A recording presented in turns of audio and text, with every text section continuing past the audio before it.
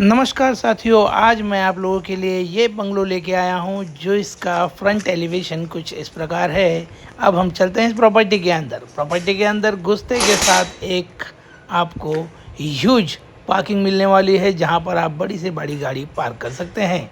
बाकी बगल में ये आपके गार्डन के लिए थोड़ा सा जगह छोड़ा हुआ है।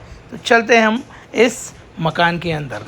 तो मकान के अंदर घुसते के साथ आप एक ह्यूज लिविंग एरिया में प्रवेश करते हैं जहां आप अपने गेस्ट का वेलकम करेंगे। बहुत ही बेहतरीन। अब हम चलते हैं आगे बढ़ते हुए इस मकान के भीतर। घुसते के साथ आपके लेफ्ट हैंड साइड टर्न होते ही आपको एक मास्टर बेडरूम मिलता है। सामने विंडो जो है वो मैंने साइड में जो गार्डनिंग के लिए एरिया बोला था वहाँ पे खुलती है। बाकी ये आपको अटैच टॉयलेट के साथ मिलने वाला है। इस पे डोर्स लगे हुए नहीं हैं जो आपको स्वयं लगाने होंगे। अब इस कमरे से निकल करके हम सेंट्रल हॉल एरिया में आ गए हैं जहां आप अपना डाइनिंग एरिया भी लगा सकते हैं। बाकी यहीं पर आपको एक कॉमन टॉयलेट कम वॉशरूम मिलता है जिसके बगल में आपको एक और बेडरूम मिलता है जिसमें 2 विंडो लगी हुई हैं। वेंटिलेशन का आपको इसमें कोई दिक्कत नहीं होने वाली है। इस बेडरूम से निकलते ही आप आ जाते हैं अपने ओपन किचन में जो कि काफ़ी ह्यूज बना हुआ है। अब हम चलते हैं इस मकान के फर्स्ट फ्लोर पे। अभी ये रेलिंग नहीं लगी हुई है, इसे आपको अपने ही लगवाना पड़ेगा। तो रेलिंग पे चढ़ते के साथ आपको एक ह्यूज लिविंग एरिया मिलता है जहां आप अपना सीटिंग एरिया बना सकते हैं। बाकी ये एक कमरा रहा जो नीचे वाला मास्टर बेडरूम था, सेम वैसा ही कमरा आपको ऊपर मिल रहा है जिसके साथ अटैच टॉयलेट आपको मिलने वाला है।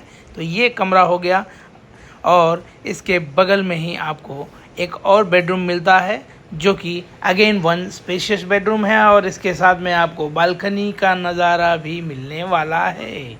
यहाँ से आप अपने सामने के सड़क को देख सकते हैं या सामने का नज़ारा ले सकते हैं।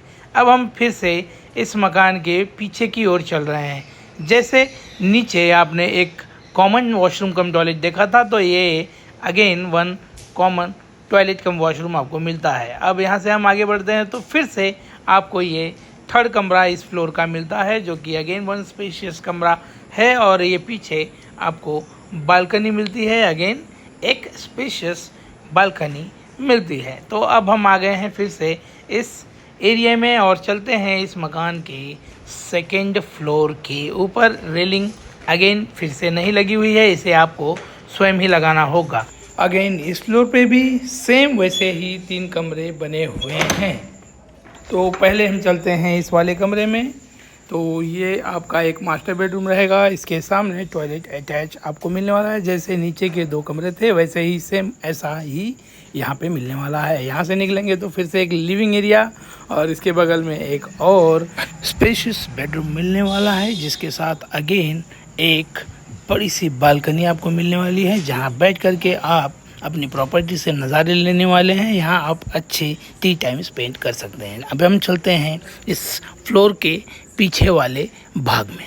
और जैसे कि नीचे आपने देखा था कि तीनों फ्लोर में आपको ऐसे ही आपको टॉयलेट कम वॉशरूम मिलने वाला है। और अब हम आ गए हैं इस फ्लोर के 3rd कमरे में जो कि ये रहा। अब यहाँ से आपको ऊपर यानी कि छत के लिए सीढ़ियाँ दी हुई हैं। रेलिंग लगा हुआ नहीं है, ये सारा रेलिंग वर्क।